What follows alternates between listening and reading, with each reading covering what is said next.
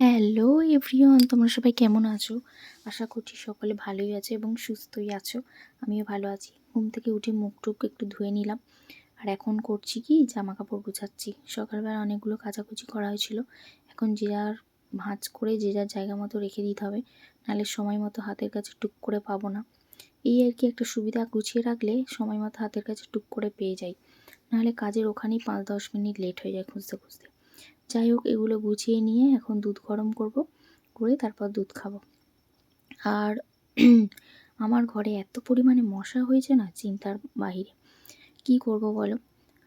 আমার একটা electric bat ছিল। আমি আমার ওই ধূপের গন্ধ নিতে পারি না। মশা মরা যে ধূপগুলো হয় বা ওই যে অল আউটের তেলগুলো হয়, ওগুলো আমি নিতে পারি না। আমার খুব অসুবিধা হয় আর কি। যাই হোক, এখানে মনে পড়ে গেল ফট করে যে আমার তো একটা ইলেকট্রিক ব্যাট আছে। তো এটা বিয়ের পরপরই বরমশাই কিনে দিয়েছিল, কারণ এখানে এত পরিমাণে মশা, খুব অসুবিধা হতো। হ্যাঁ, তোমরা হয়তো আবার কমেন্টে অনেকে বলতেই পারো যে তুমি যেখানে ছিলে সেখানে কি মশা ছিল না?